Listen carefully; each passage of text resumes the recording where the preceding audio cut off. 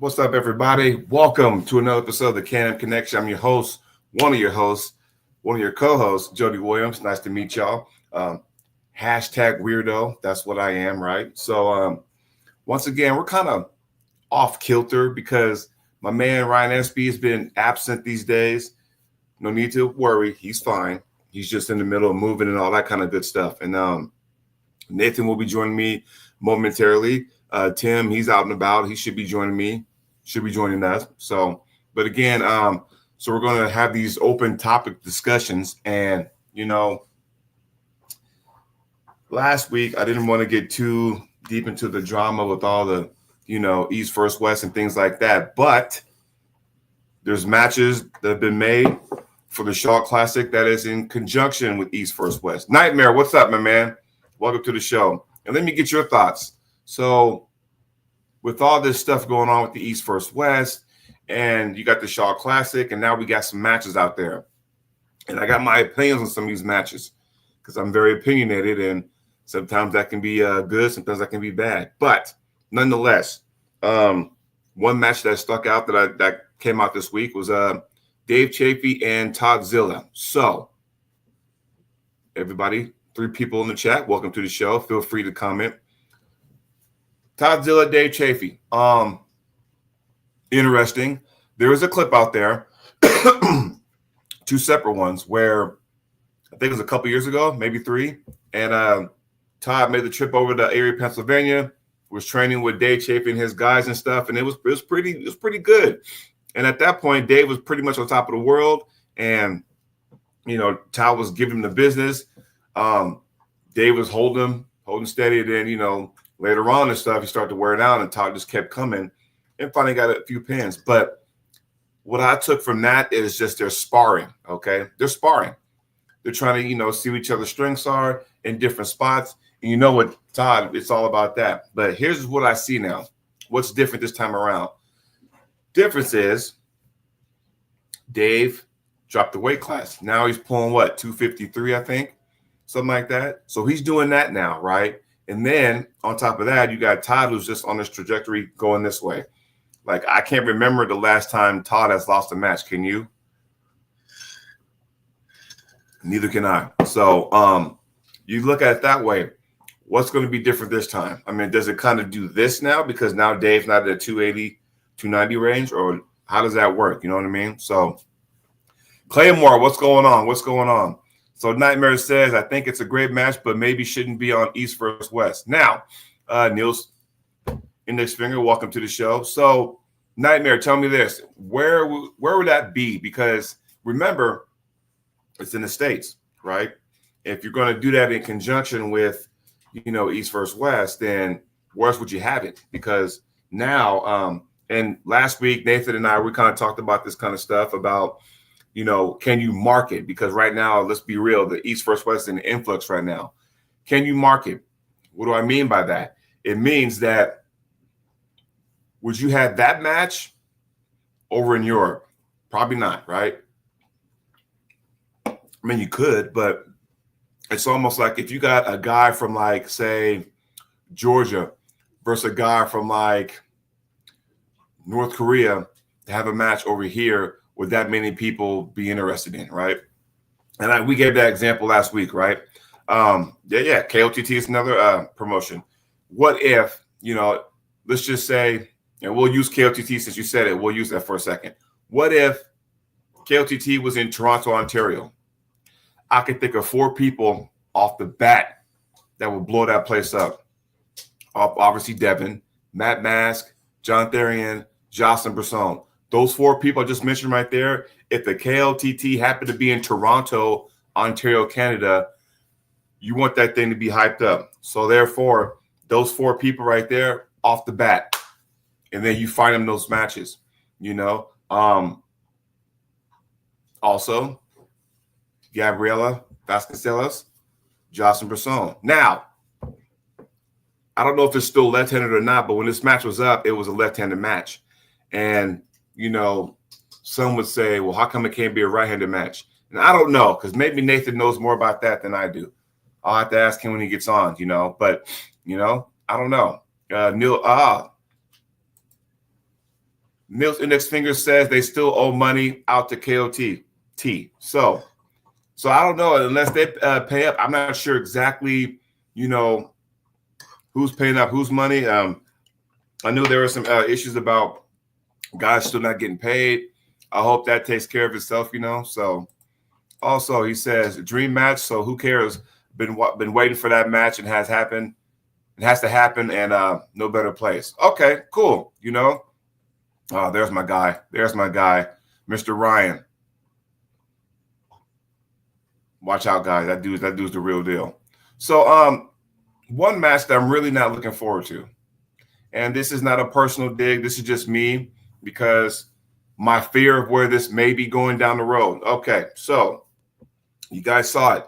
Devin versus Alex, but I think this is on the right hand if I'm not mistaken. And my thing is that is it too early, too soon, I should say, because we just saw that match on the right hand, right? And I'm like going, why would you do that match again? And I think, honestly, it's because I think Devin's opponent before was going to be somebody different. And then I guess, visas and all that kind of stuff, it just didn't work out, right?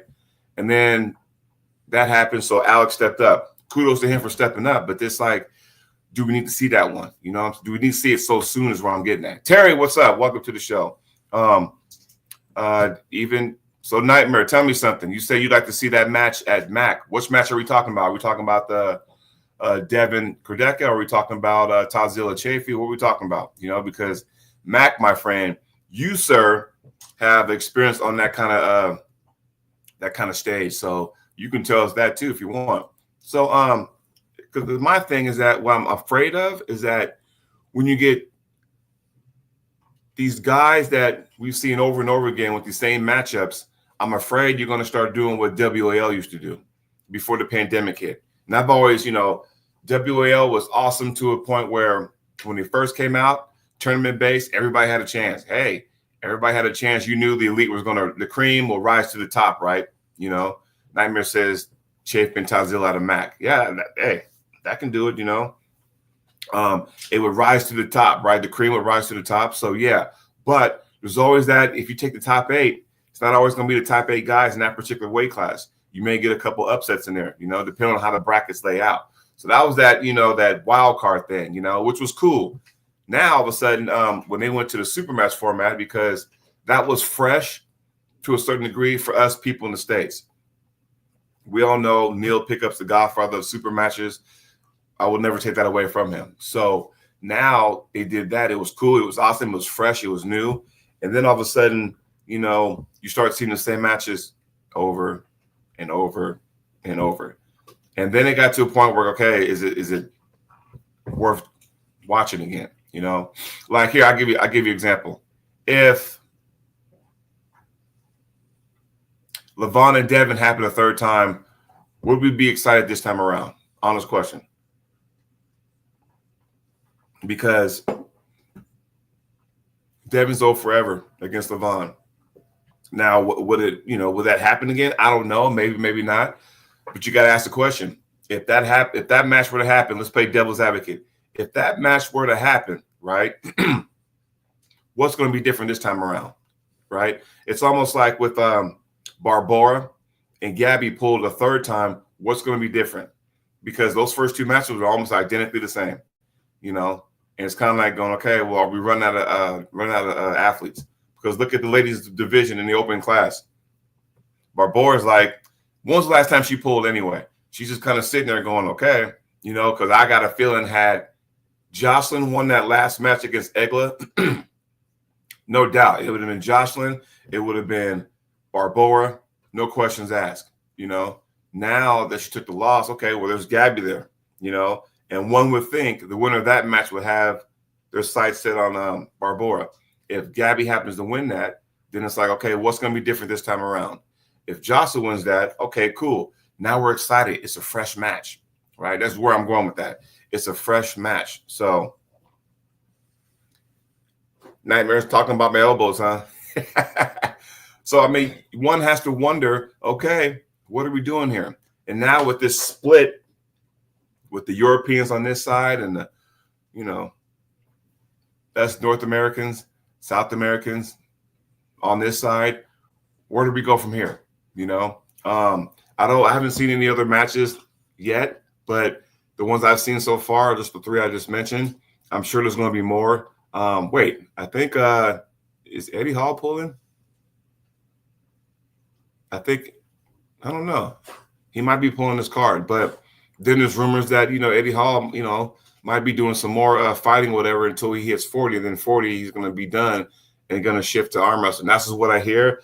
I don't know how true that is, but that's where it's going, So anyway, open topic, open discussion, everybody. What's on your mind? Feel free to drop a topic and we can get right into it because, again, this is a natural normal, because hasn't been no matches, has been no pay-per-views or anything, so there ain't a whole lot to talk about.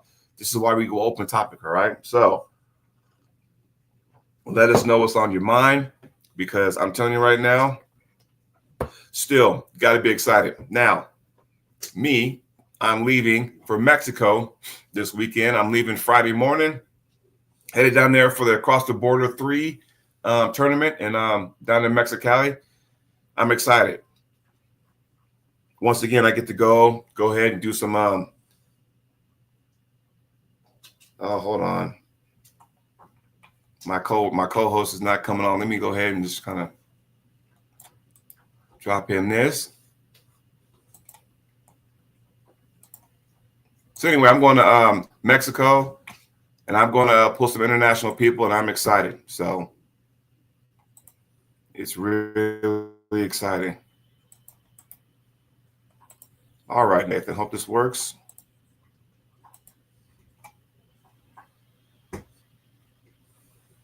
Good Lord. Sometimes I hit my laptop when it does this crap. He said he can't get on. Oh my God.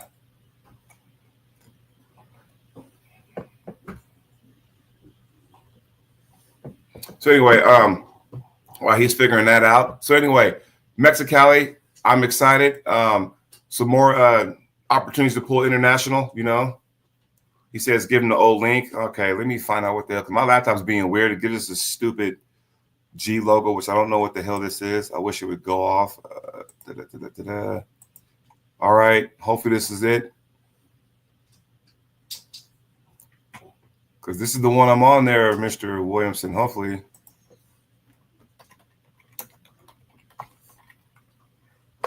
Anyway, so 8 people in the chat. Welcome to the show. Anyway, what else is going on? You guys' neck of the woods. We got some tournaments coming up. We got excuse me. We got a UAL tournament coming up pretty soon. I think it's the Anaheim. It's the US Open, right? But excuse me. US Open, Bill Collins, UAL. That used to be a tournament out in the coast with here he is. What's up, buddy? Near the end. I'm in Canada. Oh, there you go. He's in Canada. I see you got your King of the Table shirt on. So, should I say we're in Canada. Oh, speak of the devil. What's up, Miss Lady? How you doing? Good. How are you? We were just talking about you, by the way. Good or bad? Well, I'll let you explain it. So I was telling everybody on the show that with these upcoming matches, you and Gabby coming up at the Shaw Classic. It was predicted to be left hand. We don't know if it got changed to the right. I said, if Nathan got on, maybe he might know. But I also said that we're still waiting on that. We're actually still waiting on that. We're waiting on 100% confirmation, but she's ready either.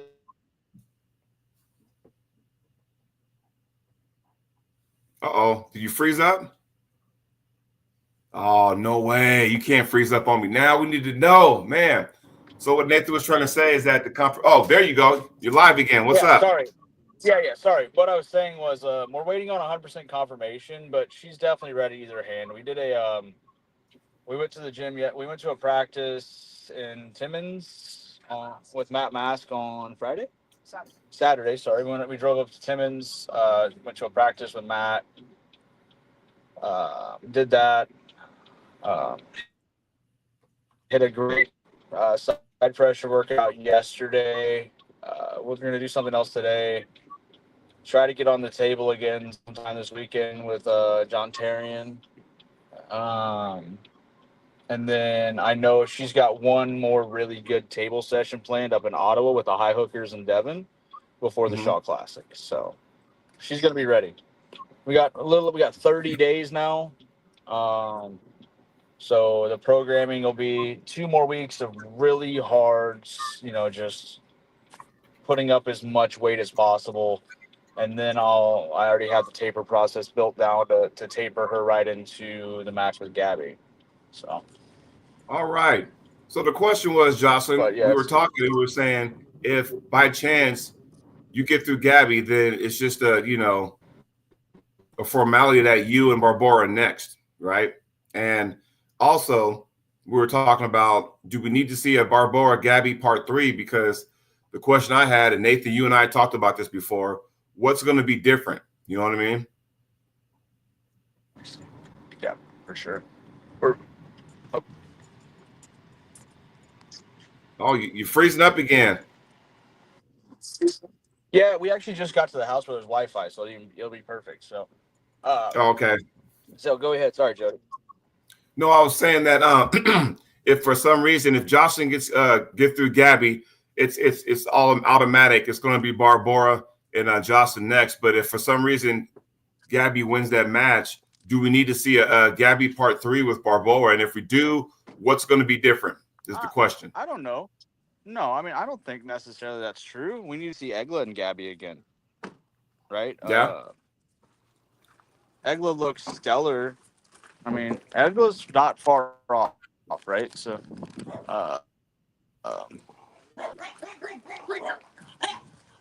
getting cussed at here by the Frenchies. Quit. I know that. We have one here. But I'd like to see Egla and Gabby again. So regardless of this match, I'd no match. Gotta love the Wi-Fi. No pressure on her with this match. Yeah, we're on it now.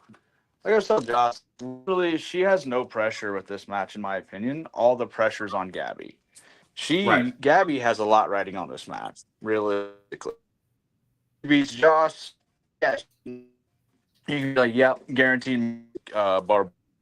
Cool. But Gabby loses this match. Where does Gabby go?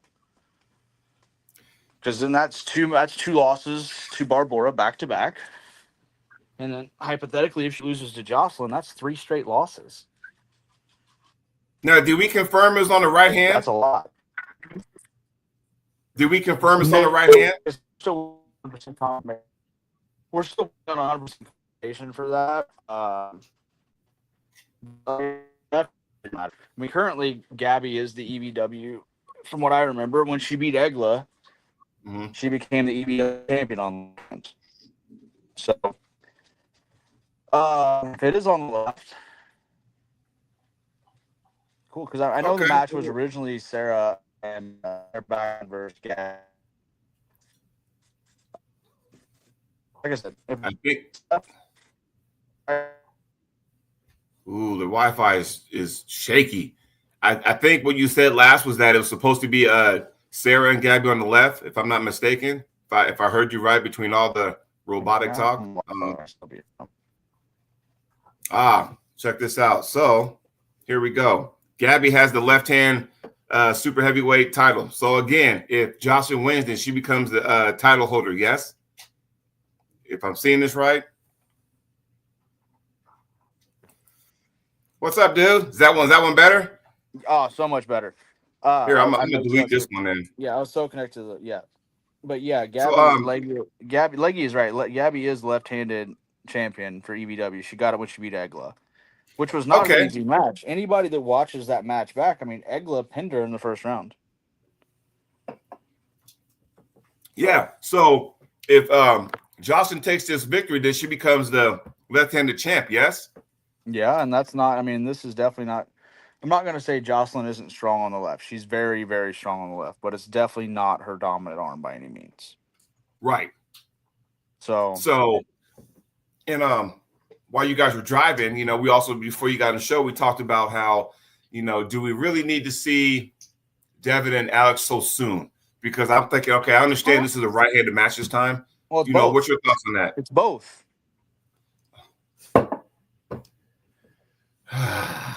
Why? Well, I mean, I think the left-handed match is going to be the better of the two matches. Yeah, it's definitely going to be the better two matches. It's definitely, I think, right-handed. I think Devin's just going to toy with Alex, and that's not me trying to shit on Alex or anything. I just think right now Devin's right is at another level. No doubt. It's not even close. I will say this though, because I was wondering, you and I talked about this last week, where once you start pulling two matches, who's he talking about? I don't know. He says, "Hey Nathan, you better not be giving too much data on me to Brown Rice." I don't know who Brown Rice is. I don't know who that is either. Picton. Somebody from Picton? Yeah, Brown Rice is from Picton. Oh, apparently he's from Picton. I don't know that I don't think I've ever pulled with him, so I don't think I can give him any advice on you. Right, I have no idea. Yeah. Leg says that Wright will be closer than Artem and Alex. I 100% disagree with that. I think it'll look very. I think it'll look closer. Mm-hmm. Right. I foresee it looking like Dev versus Gennady the second time around.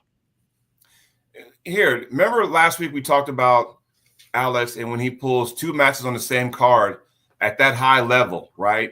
Yep. Does it do anything to you? Remember we talked about that, and so here we are again. And we're at this point again. Like, do you need to pull two matches? I don't know. But here's my question to you. But it's doing something to both of them. What's that?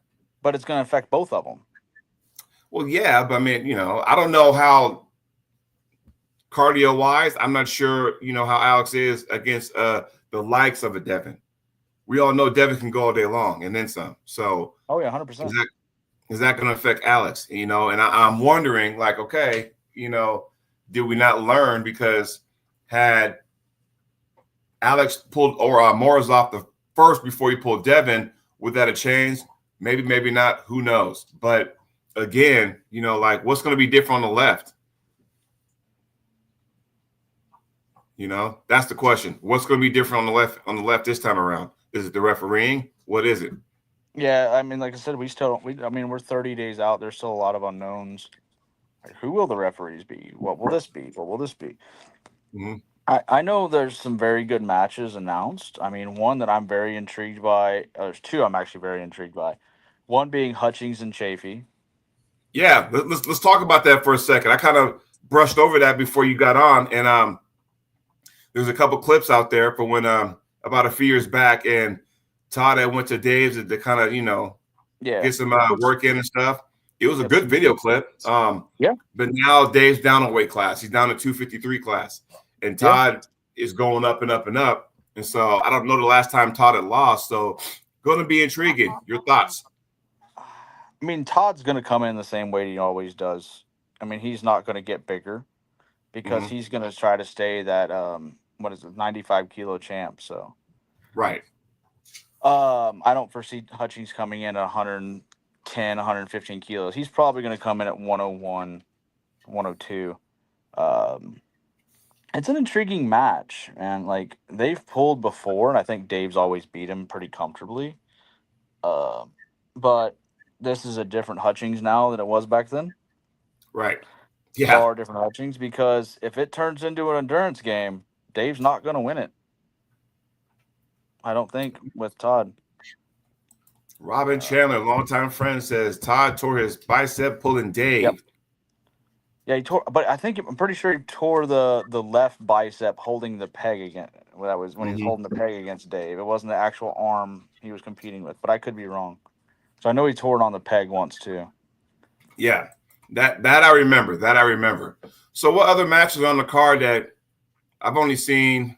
Pablo and Records Bornman. Yes, that's the one. I just saw that late last night, and this is a huge ask for Records, in my opinion. You think they feed him to the wolves on this? Because there's a very high likelihood, because I don't think Wallace touches Pablo, and that's no Yeah. disrespect to Wallace, just based upon the caliber of people Pablo has pulled and beat. Mhm. Pablo is not a one-dimensional arm wrestler by any means. He's very good everywhere. He can transition well. He's very intelligent. I see Pablo as a very heavy favorite going to this match, and if record beats Pablo, wow, is all I can Yeah. say. Because, Because here's the thing, like, let's not forget, Pablo had less than 48 hours notice to pull Wagner. Wagner in Chicago. Less than 48 Yeah. hours. I was in the room when the phone call took place. Let's put it that way. Yeah. And that's Pablo's first test after tearing his pec too. Let's not forget that on the left. Yeah. He's had time to train for this. This is going to be a very prepared Pablo. So, Well, let's be real. Pablo always trains to be ready. He's always ready. Like, I'm ready. But I think Pablo looks at this too as I just won left against the top 10 in the world. Mm-hmm. I need to go out here and make a statement on the right too to be getting matches on both arms. Correct. And I definitely foresee that happening. I foresee Pablo coming out and making a statement with this match.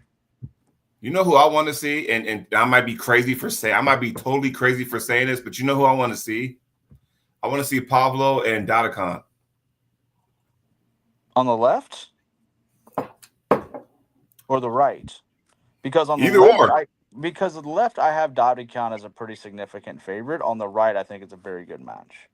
Yeah. I just see, that's just me playing stuff in my head. I just see maybe, that could happen. I don't know, but that's just how I see things. That'd be kind of fresh, though. I know Pablo's super interested in the Hutchings-Chafee match because he would like to pull both of those guys. Okay. And I think Pablo and Chafee is a great match. Now that Dave has come down to 253, that might even the playing field, do you think? I think it was still a good match at super heavyweight. Yeah? I do. Well, I mean, it's worth. See, here's the thing. And now, because this East versus West is in this influx right now, and now we're just focusing on, like, hey, let's focus on the North Americans and stuff for a second. We can say that because Kurdecha's competing, Yeah, but I don't think, he's going to be like, and I don't want to put words in people's mouths, but you saw when some of the guys were like going, if Ing is out, I'm out. You didn't hear that from him. There's a lot of people you still haven't heard anything from. True. A lot of people. There's a lot of Europeans that have not made their stance on the whole thing public, which I think is the best thing. Yeah. Right? Because then you're making decisions off emotions. Exactly, 100%. Instead of facts and data and statistics. So, but, I mean, this card's looking good. And then you got Shaw versus Brandon Allen. I forgot about that, actually. There's two more matches that were announced, too, that we haven't talked about that are strongman matches. Well, let's talk about. I know Robert's one of them, right? Robert Oberst and Eddie Hall, and I know Robert's been out training with some of the. Who's he been training with? Was it some of the California guys or somebody else? I can't remember exactly who he's been training with, but people are saying, like, from what I've heard, people say he moves amazing. So, okay. But with that being said, I still give Eddie. I'm giving Eddie as the favorite because of working with Neil, and Neil is, if to anybody, and Jody, I know you've had the time to do this, just like I have. If people have time to just get on the table with Neil Pickup and go through stuff with him, the man is so good, arguably one of the best on the planet at breaking down techniques in different positions and how to access things that then put your opponent into a detrimental spot. I know what you're talking about. When I went over there a couple years ago, and I'm on the table with him and stuff, and that guy's knowledge is like, I thought I knew some stuff prior to going over there. And after I sat down with him, did some table work, and we started talking and stuff, I didn't know a goddamn thing. You know, That's how I good had we do it. yeah, I had the privilege to you know, I brought a table to Neil in Arlington, and Neil, myself, and hmm, yeah, that's a very good match too. Alizan and Shamusha, yeah. Yeah. But we don't know what's going on with that right now, so that's definitely a dream. Alizan versus a lot of people is a dream matchup on the left for sure. But yeah, in Arlington, myself, Neil, and Brian Shaw were in Neil's hotel room on the table, just drilling stuff, working together, and you know, I was moving with Brian and Neil and just working different stuff. It was a great time for sure. So Yeah, it's real, awesome when you have the opportunity to kind of get in there and just listen. I mean, it's a lot of it's just listening. And I understand it's just, typical stuff, but then it's like going the way they explain it to you, it's like, wow, yeah, and it's I've had the privilege of sitting down with Giannis and Mindy, Neil, Ingen, and this is from my personal experience. For me, the best two people I've sat down with are Giannis and Neil mm-hmm. when it comes to stuff. I'm not saying that Mindy is great at what Mindy does and keeping people out of their lane and keeping him in the lane he wants to do. Ingen's the same way. They're very good at what they do. But Yeah. when it comes to the breakdown of different techniques and accessing this lane to that lane, keeping somebody in this lane compared to that lane, setups to make sure you're getting in this lane instead of that lane and keeping them in X and Y lane. Those two are amazing. It's They kind of like are. a, and it's kind of looks like, and you know, the same thing is look at like a Pascal Gerard. Pascal Gerard is a genius with it too. One of the most unassuming people you'll ever see. He's like a Mindy. Yeah. Think about it. Him and Mindy remind me a lot of each other from like very unassuming people, but then when you get on the table with them, they're just absolute monsters. Yes. Just That works in their favor, by the way, too. So yeah, super unassuming guys, but just absolute monsters. So, who then else we got? So we let's talk about have the we have oh, go ahead. Martins Lisis is pulling Big Laws, Lawrence Shalale. Yeah. Now we've seen Big Laws, or for those known, the Lawrence Chalet, on Arm Wars before. Mm-hmm. So he has had some competition. I believe from videos I've seen, Martins has been training with Derek Smith. Okay. And Martins has one of the best hands in the world when it comes to grip. So that will come into play, I think. Yeah. But Martins has never had a match, so we don't know how it's going to play out. It's definitely It's going to be going to one be of those. interesting. It's going to be. There's a couple of these matches that there will be nerves on. From a spectator's perspective, especially for me. One being Oberst, never seeing him on a table in a competitive environment, and same thing for Martins, right? So, Right. I'm glad these strong men are starting to get some more light on the sport, because I think if they stick with it, it could be something they can do, because strongman background, it's all your joints in your entire body. Whereas in arm wrestling, you don't have to use as many of those muscles and joints and stuff. So, if you get those guys all in, then now you got matches. Now you can start saying, hey, now we got some guys that can make some matches. Like, I'm interested to seeing Brandon Allen and oh Brian Shaw. yeah, I can't. The only way I see this match going, I don't see it being an inside match. I think Brian's lever length and hand size and everything is going to keep it very outside. Mm-hmm. Only way I see this match going is King's move versus Brian trying to work through the King's move, trying to transition to a press after he gets really dominant hand control. That's the way I see this match going. If you saw some of the training things, there was a clip where Brian Shaw was training with Todd Zilla and Saray Brown, and they were talking. They were talking just like that.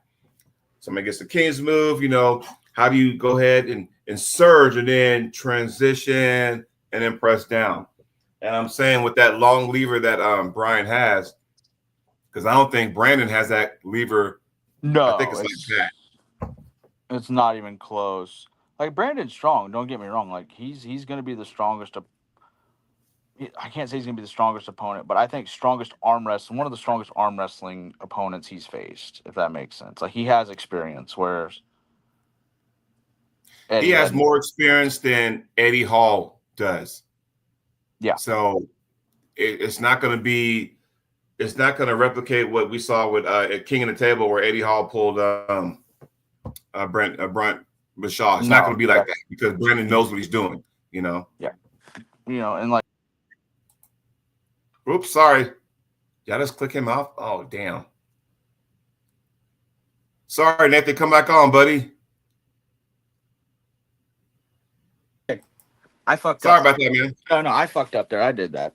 Oh, okay. I thought I pushed the button on accident. I went to go click on this this comment right here. Big Law should win.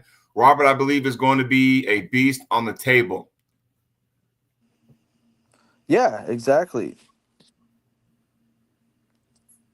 Yeah, I agree. But the thing is, like, how much are they putting into it?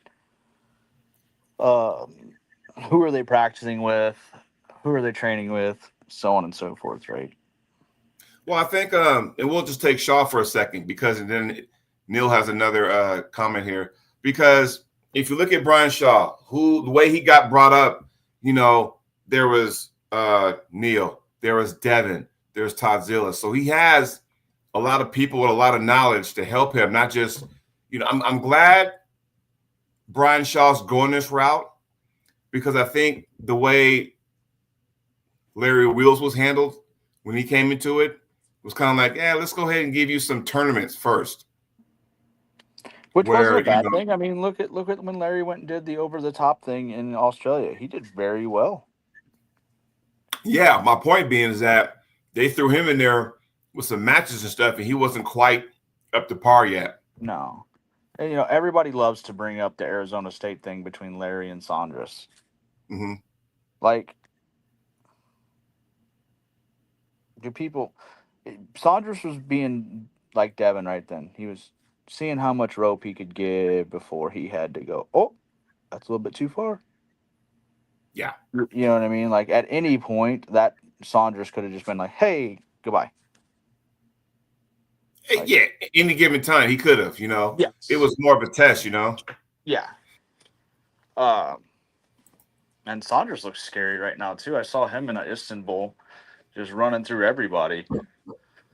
So do you think now with the situation we're all in, everyone's just kind of like, I'm going to just train, stay ready in case I get a call? Yeah. Do you think it's something like that? 100%. I mean, look at Giannis's video of him today doing the lift on the Scott bench. Mm-hmm. Yeah, I mean, that man's always ready. I just saw a post too where John Terrian said he's calling out Justin Bishop.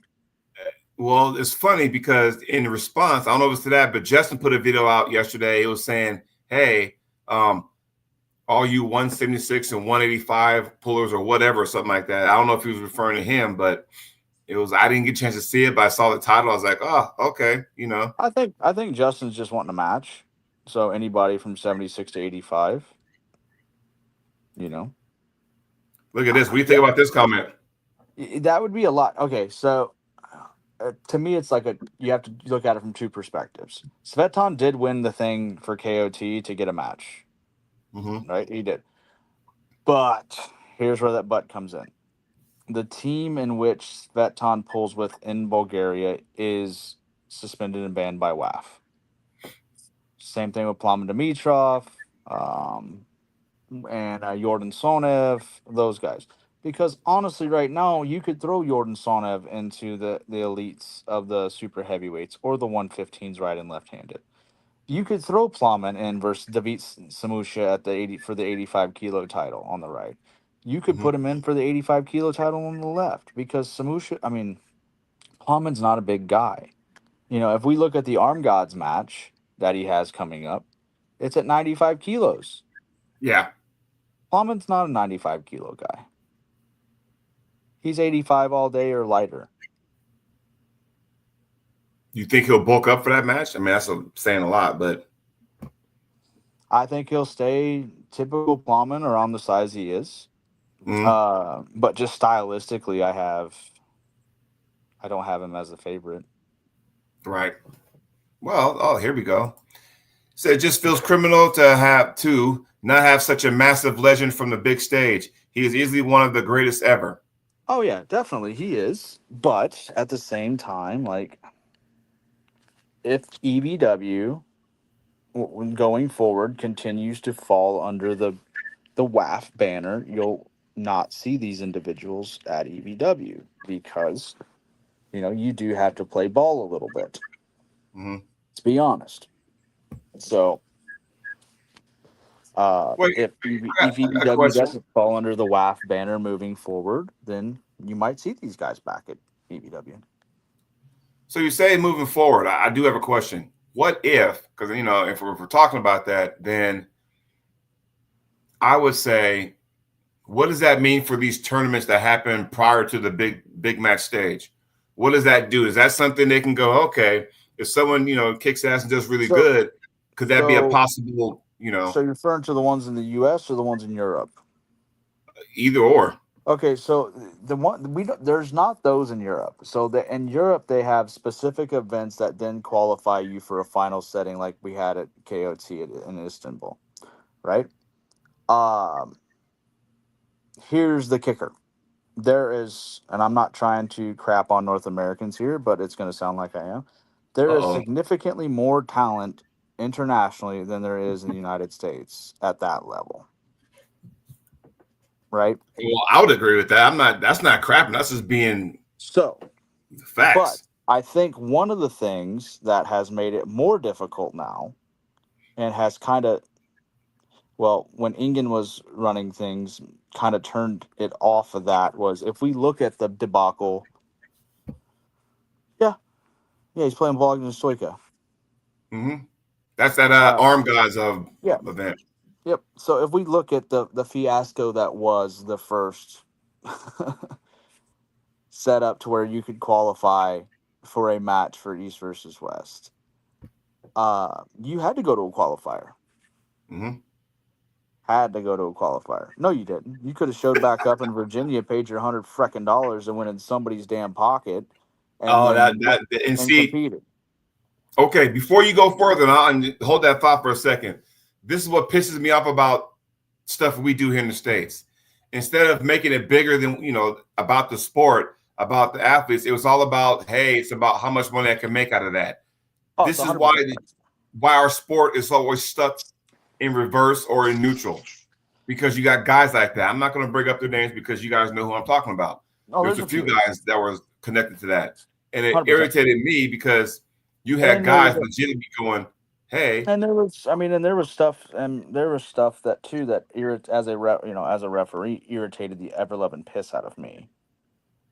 right, You had referees in cutoff shirts and khaki shorts, and I'm just like, okay, yeah, looks good. Uh, and people wonder why we're looked at still kind of in the U.S. as a barroom sport. right, When you look, what is it? Perception is reality. But when you show up places looking like you do and not unprofessional and being completely unprofessional, it's going to be perceived as a barroom sport.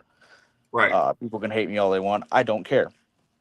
Uh, but so what I was saying is to move forward by using those tournaments as a potential stepping stone into a match with East versus West. I think it has to be done properly and it has to be done by specific people that aren't in it to make money. right. You have to get those individuals that only care about themselves, that only want to line their pockets and not do something for the betterment of the sport out. Thank So, you, thank you. I piggyback on that. so what you need to do is, in my opinion, you would have to run it for a year. Yeah. Right? You have, if you qualify at one place, you're qualified. You'll compete at the finals at the end of the year, Mm-hmm. right? So here's where it gets So you're going to have to monitor this, keep your list, and this is the thing.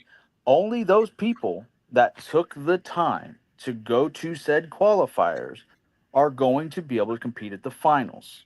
Not, oh, I want to show up and pull. Well, that's tough shit. You didn't take the time out to go to this qualifier to do this. And you have them, let's say, let's have six. That's my thing. Have six of them throughout the year.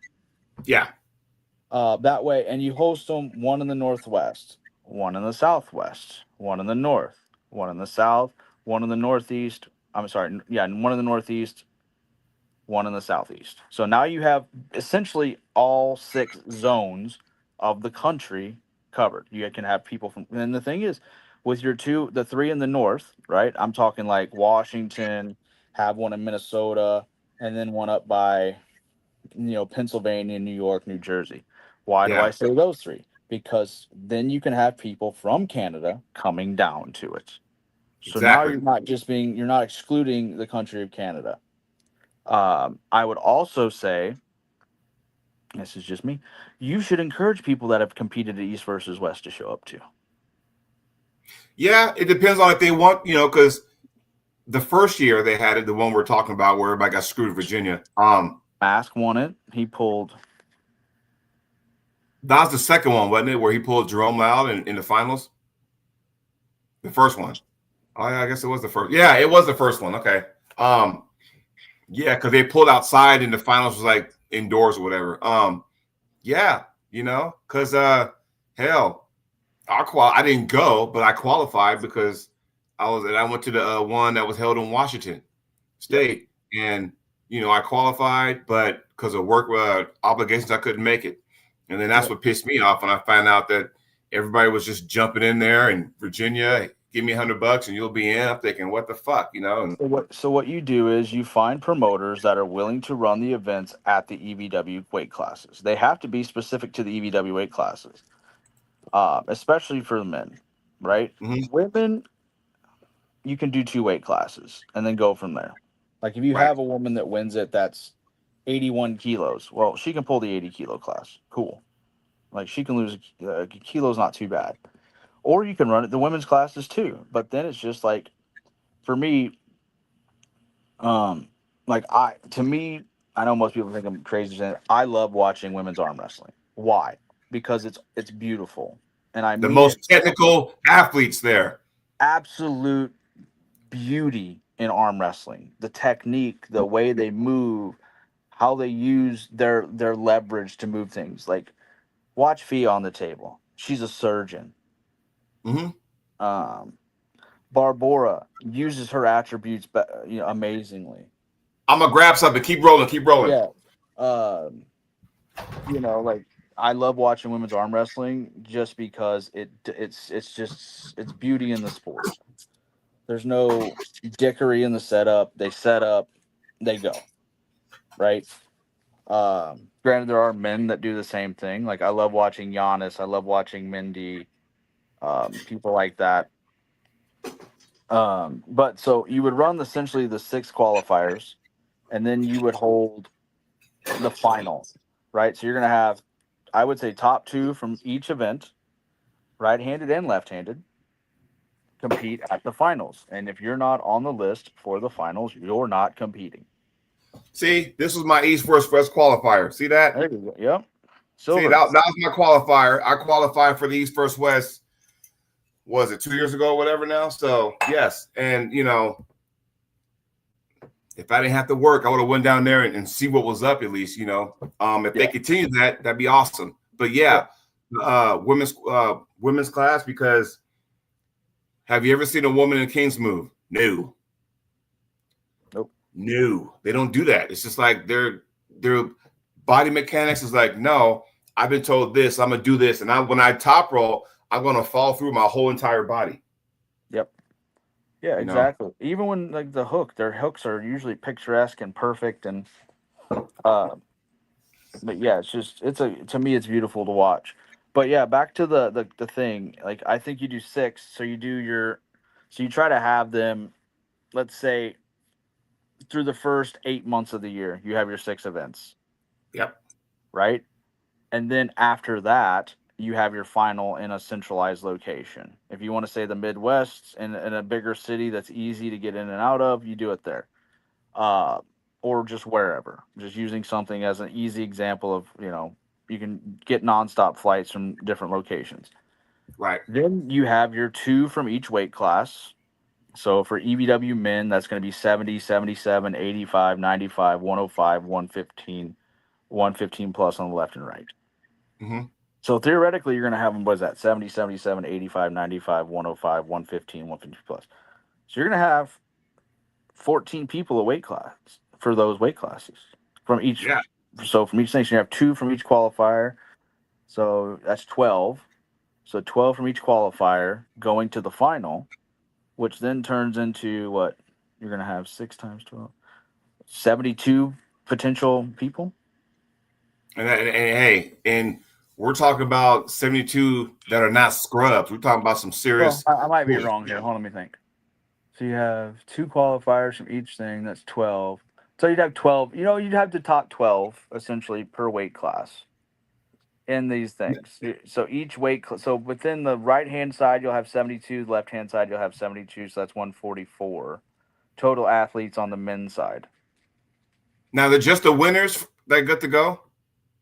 Right, set first and second would be Okay. if they said how would you do it, that's how I would do it. I have top two. Gotcha. Right? Because you may get a really good draw and you may get a really crappy draw. And then I would guarantee, like EVW does, my right-handers are guaranteed a match. But Mm-hmm. you may have some absolute left-handed killers come out. I mean, let's look at Chicago. You had Herman Stevens come out and just lay waste to everybody left-handed. Yep. You may have a Jonathan Brita show up again and want some redemption from his last match with American Predines. Mm-hmm. You never know. Like you could have some absolute killers from North America come out, and it's not going to be easy. So then you run your 6 qualifiers and you set your finals location. You get your referees. I mean, you're not going to need a lot, 4 referees at the most. You can run 2 tables. You could even do it as a live on YouTube. There you See, I go. like Now you're that. bringing more eyes to it, and you could run it around. You run it, and instead of you running, all right, that's made it better. Actually, I just thought of something better. So you set the finals at an East versus West event. Yes. This is so Saturday or Friday, you set this up. You run this free all day, or you run it early Friday or early Saturday as your prelims. This is, you know what I mean? Yeah. So you run it Friday and you just blast the link to the pay per view, because most people buy it on Friday or Saturday. Let's be honest. Yeah. So this is your way of going. Want to see more of this? Follow this link. You want to see more of this? Follow this link. So this is your Friday kind of teaser, I guess you could say. Run it out of finals. Why not run it out of an event? Boom. Yeah. Now we don't have the tournament on the Friday. You have the finals on a Friday that you set up a really nice production for. You blast out all over social media platforms, YouTube, Instagram, Facebook, just boom, blast it. Yeah. Then you run with it. And I would do the same thing in Europe too. I would run See, it all through the year. You have your finals at a European EBW, blast it. I think what you just told me, you should probably go get some lunch today at Five Guys and call up Robert and go, look, man, this is what I'm thinking. That's what you should do. Because what you just said makes totally sense. And I know I got 12 people watching the show and they ain't said nothing yet. So I'm assuming they're listening and kind of going, I like that. So, yeah, I'm telling you, like, hey, what you just said makes sense, and you could do it that way. It doesn't have to be a pay-per-view. Just say, look, man, we're going to run this tournament. And as the old Bob Brown would say, the cream will rise to the top. And then once you get to the finals, the last 2 athletes, have them on stage at the show and go, okay, we're going to run the finals before the actual pay-per-view and see what's up. Yeah, you get more eyes on it, right? It could be like the UFC does 2 tiers of prelims, right? You have Right. your early prelims, then you have your prelims, and you have your main card. So essentially, you could have them as your early prelims, then you could have your prelim matches, your super matches, then your main card matches. Yeah. No, I get it. I get what you're saying. I really do. So Now, I would they think go it's that I route? think I it's a don't good, know. and I think it's a good model too. I think it would encourage people to show up to Hmm. these events. Hopefully, now, like I said, you could run it for a year, see how it is. Obviously, if it doesn't pay off, then it doesn't pay off, and then you tried. Hmm. And I think you can keep doing the tournaments before the events in North America. I still think it's a great idea, but I don't like having like. All right. Lewis says here. Well, here is what I've heard. Pradeep has said. Then there are talks of a new league going to happen in the East, so EVW may be in trouble now that many of the athletes have gone. Well, I mean, Well, honestly, oh, go ahead. what I was gonna say is those athletes aren't gone. Those Most of those athletes are still under contract, and if a league starts up when somebody has a international non-compete clause, uh-oh. Yes. Same thing, because if you listen to some people talk, they said that if their athletes choose to, these are the contracted athletes, go and compete for somebody, i.e., a promotion, that they will not seek legal action against the athlete, but they will seek legal action against the event itself. Right. Well, I mean, I'm just answering this text. Go ahead, run it. I'm just my Yeah, bad. yeah, yeah. I'm reading Lagia's thing. Igor's tried that, but it's really hard for Igor to do a lot right now with the war between Russia and Ukraine. Let's be honest. Igor's been trying to do something for the longest time. He had that thing set up that had Dan Moser and Corey Miller from the U.S. going over to compete. I can't remember where it was exactly. Then the airport flooded and they had to cancel it. And we haven't heard anything from him since then. So, Yeah. it's the same thing as people going, oh, Kaplan's bringing Wall back. Is he? Because Man, I've been here. You know how long I've been hearing that? I've been here like 4 years, 5 years now. I tell you what, if they come back, just my opinion, if they come back, you would have Tournaments. to go tournament base. And I get rid of that stupid close your thumbs, I've been stupid, dumb, hate it. I mean, just get your grip and see. Here's the thing: it's supposed to like eliminate everybody. Doing all this bullshit. Just fucking. I didn't travel all this way to fucking sit No, there and finger fuck with somebody. no, Just no, Lewis. I double down. understand. Yeah, will you pull up Lewis's comment about the contracts being halted? I understand what you're saying about that. But here's where the kicker is. That's the total number of matches. They're not guaranteed the total number of matches, but their contract does have an expiration date. So legally, if they compete between the time they sign the contract and the time the contract expires, they're still a contracted athlete, even if they don't get the matches. So Right. they could still seek they could still seek like a legal uh, ramification against the person that does then give them a match, because they are allowing the athlete to breach the contract. Because legally, if you sign a contract, you can't compete outside of your contract for any other league until the contract expires. It's the Hmm. same way with every major sporting event. There you go. And then we got a couple more comments we can touch on. I don't think there will be anyone to replace EVW anytime soon. I don't think Agreed. it's a replacement. I think if you had to replace it, I think you have to name it something else. Oh yeah, you That's have to. yeah, that's my opinion on that. But again, it's just I see a big split again where it's like, okay, if let's just say if they start a new league over in the East, okay, well, we got the guys over here in North America, South America, whatever, and a few others you can Yep. pluck away. Then it's like, once again, it'll be like, oh, if Devin rules this one and LeBron rules that one, then here we go. Well, who's the best? I'm like, we fucking been there, done that, right? Well, we've kind of seen who the best is. We've seen that match twice now. Yeah, exactly. I mean, we can kind of go, I don't and think they're. after that, I don't think right now if LeVon went and pulled, which I think LeVon's going to stay with EVW. yeah, I 100% believe LeVon will stick with EVW and continue to compete with EVW. Well, remember the early Just days. based upon backroom things I'm hearing. Well, remember how they used to be split? Because remember at one point, Yeah, Levon the never pulled. PAL. He only pulled king of the table. Yeah, you had PAL and WAL. So it was always like, Mhm. oh, who's better, PAL, WAL? I mean, to me, there wasn't a question. Right. Okay. Niels Index Finger says, think they'll have to go after pullers because they are the first, or sorry, the ones that sign contract and the promotion will have no liability. Well, actually, that's not true. Knowingly, if they knowingly know an athlete is under contract with another organization and they give them a match and pay them, then they Mhm. are legally breaching like a no compete clause. Right. So then they could still be held liable. Do I think it'll come to that? Possibly, but the likelihood I think is no. I think vast majority of athletes will just sit out their contract and let it expire and then go compete wherever they want.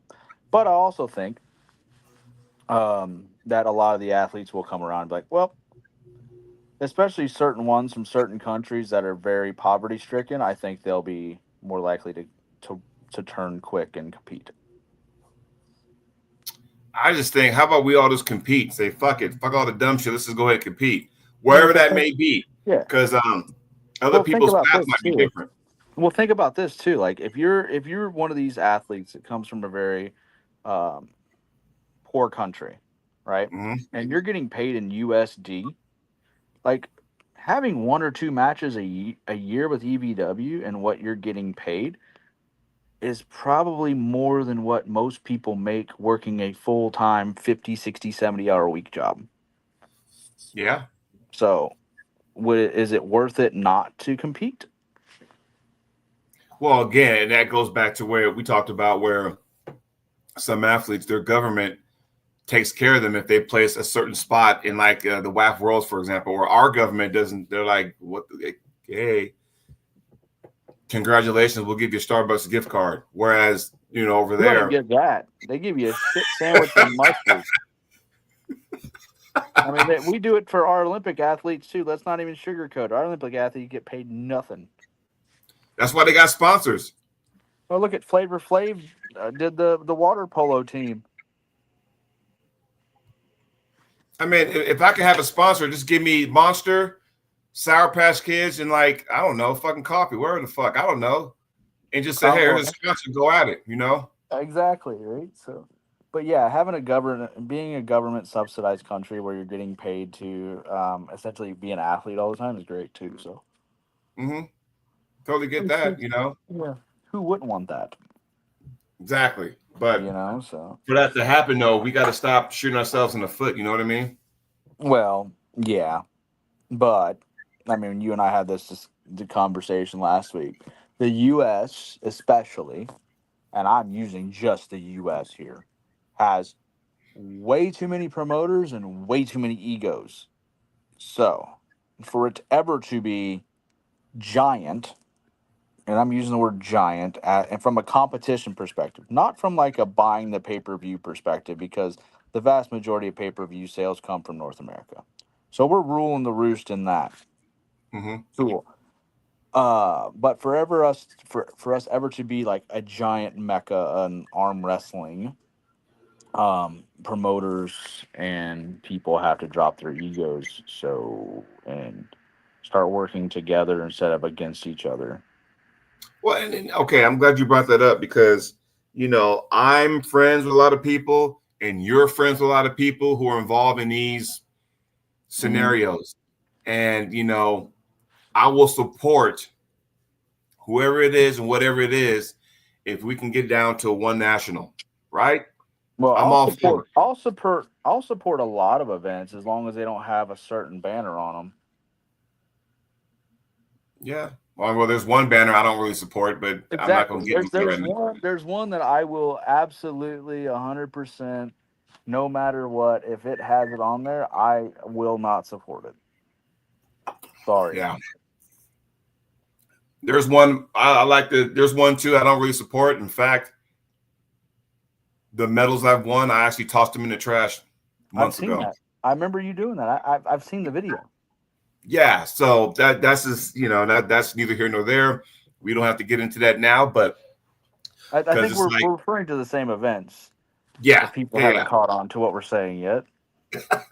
yeah. So but again, it's like when you have multiple nationals, it's like going okay. We were how many years were we the laughing stocks? We as in the United States were the laughing stocks of Oh, we still are. yeah, because it's like going if you have a promotion and you got some figureheads within that promotion and they do this. Okay, fine. I'm still here. I'm going to get my own promotion. I'm going that way. Now I'm going to get a national, and they already have a national. This needs to stop. Well, like I said, for me, a national should be that a national. It should fall. It shouldn't fall under an organization's banner, right? Like I said, Mhm. the CAWF in Canada. Like I said, I've used that example before. You have the Canadian Arm Wrestling Federation. They host the national. Right. It doesn't matter if you compete at IFA or WAF. You can compete at the national, right? Hmm. Uh, for me, ours in the United States should be a USAF World Qualifier and a IFA World Qualifier. Just Right. rename them. And let's just do a national as a quote unquote national. Like where you hold it in a centralized location. You encourage people to show up. If you need to put a prize pool on it, put a freaking prize pool on it to encourage people to show up. And then let's have an actual frickin' national that means something instead of, oh, well, I won this national, so I'm going to, I did this national. Well, now I'm going to go do this national, because I know we used to have the trifecta, which to me was the dumbest thing ever. Oh, you're talking about the fuck now I forgot the name of it. Triple Crown. Triple The Crown. Triple Crown, yeah, which to me is dumb.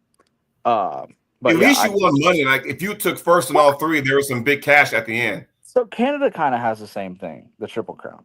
They Hmm. have, but theirs is totally different. Theirs is provincials, nationals, Ottawa Open. Right.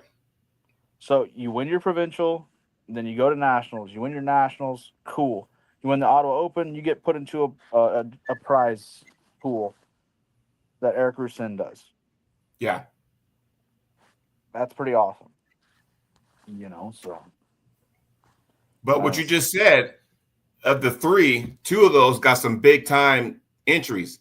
The Ottawa Open and the Canadian National, they have big time entries. So So does provincials. I was just at Quebec provincials, and they had Jocelyn. How many did Quebec provincials have? Almost 500. I think it was like close to 500 entries at the Quebec provincials. How many entries okay. did Quebec provincials have? This year? Yeah. More than last year. 5 more than last year. Which was what, almost 500. 670 something. Oh, maybe it was 670 something, but that was for provincial. But still, I mean, that right there goes to show you that, hey man, we're about the sport. And if you win that, that means you did something, not these one-offs and each, like I'm not going to get too into this, because it raises my blood pressure. So I'm trying to keep calm about that because, when it's all said and done, and Nathan, you and I have talked about this for weeks and weeks and months, where you kind of take a step back and you kind of analyze your career or whatever in this sport. And there's some things that you want, there's some goals you want to reach. And then you kind of go, okay, if I want to put all my eggs in this basket to reach that goal, is it going to be worth it? Is it going to be an asterisk behind it? Yeah, exactly. I kind of don't want that, but it's looking that way because it's the way things are right now. And it's unfortunate. That's like me right now. All I'm doing is sitting back. Well, I'm rehabbed. So I actually did my first side pressure workout yesterday in 2 months. Yeah. Which to me is great because I haven't been able to do side pressure after injuring my medial epicondyle. So for me now, it's just training until I decide when I'm jumping back on the table competitively. I'm just looking at the landscape of everything, seeing how everything goes, and then getting back on the table. So that's probably smart that you get to sit back and kind of go, all right, let me analyze all this and see because guess what? Guess what's feeling good these days? I know. I heard that Wright's feeling good. Yes. And you know what? I think that what might have been the problem is the those guys, and I hate to say this, that brings a tear to my eye sometimes because I was an avid hand gripper and I love using them. And I think that might have been some of the cause, I hate them. you know? I hate them. I don't use them. I don't touch them. For me, they have no carryover. Because, like You I know? tell everybody, for me, I don't care about doing this when I arm wrestle. No, This, for me, it was just the strength of my hand, but it would start okay. killing my joints. Okay, but here's what I was getting ready to say. For me, yes, you're strengthening the squeeze. But for me, I don't need this to be strong. I need that to be strong. Mm-hmm. So like when I'm doing stuff, I'm doing it with full hand to where it's working all the fingers in conjoint with the wrist, not just the squeeze. Right. I wish I had a hand gripper here. I'd be like, look, you put the hand gripper like this and do this, and that's like this. But for me, when I'm training fingers to grip for a grip, I'm training them like this. And my favorite way to do it's on a pull up, where I'm using flat finger pressure on a pull up, or when I do a lat pull down with a flat finger pressure, because it Right. makes myself stronger. Yeah. Because And like I'm not the people do the lazy top roll, that do the like whoop, where they kind of flail their hand out like this, and that's not even a move. You bailed. that's I call it the flaming duck, is what I call it. I love it because with my shelf being strong, when they go to do that, they literally just roll right into my shelf, and I can just do that. So, But I've stopped doing that for a while. The only time I actually do the grippers now is to kind of, work this portion of it. I do that with a rubber one, or I actually use a rubber ball. My favorite is a rubber ball, and just. Oh, did you see the picture of my ring that fucking snapped on me? I saw the ring that you broke. Yeah, I actually have. Mm-hmm. So I got a box of them right here. There's a 3 set of balls I'll send you a video of that I use. That's amazing. It was these right here, right? Mm-hmm. And they come in a pack of 8, and I'm using all of a sudden. I'm thinking, wow, why is it so light all of a sudden? And I looked and it fucking cracked. I'm like, no way. Yeah, so see, that's why I like the ball, because with the ball I can go this way where I'm pushing down, and then I can put the ball between here and squeeze in with the thumb that way. Gotcha. So it's doing that. So it works multiple things, because I don't have the biggest hand in the world, so I try to make it uncomfortable to grab. So yeah, but I've noticed, just my pulling style, and you and I can talk about this after the show. $159.99 if you want to know what's going on after the show. I keep raising the price. I know it's every week it goes up. So, but I've been doing some different things, and by me doing that, it's to alleviate some of this. Now, arthritis is not totally gone, but it's not like there's something I'll show you on the After Dark that I think will really help you. See that, y'all? After Dark, I'm telling you, just go ahead and Venmo us each $159.99. I'm telling you. But hey, let's go ahead and put a bow tie on this. I got some stuff I got to do. I got an early meeting I got to go to at work today, so I want to go ahead and get that in. But let's go ahead and do some After Dark stuff. Everybody, we've been on for 1 hour and 13 minutes and some odd change, but I do want to say thanks for joining us today. When is our leader coming back? When is SB coming back? Didn't he say next week maybe? I hope so. And I don't mind doing it, but I know people have been asking me, hey man, when's Ryan coming back? Is he okay? I'm like, yeah, he's okay. He's okay. The man is busy. It's busy season for him in Canada right now as a realtor. So yeah. So there's that. Tim's probably out in the pool somewhere in a triple-digit weather, something like that, I guess. I don't know. So he'll join us at some point, I would imagine. But other than that, I can count on Nathan. You can count on me. You can count on us to keep this thing running while the other guys are gone doing their thing. But hey, everybody. You got the am. I brought the can. So there you go. See that? Can-Am connection. Here we go. You do know I'm like 2% Canadian, right? I think I might be more, though. That's true. That's true. That's true. So everybody, enjoy the rest of your day. We'll talk to y'all next week. Later, guys.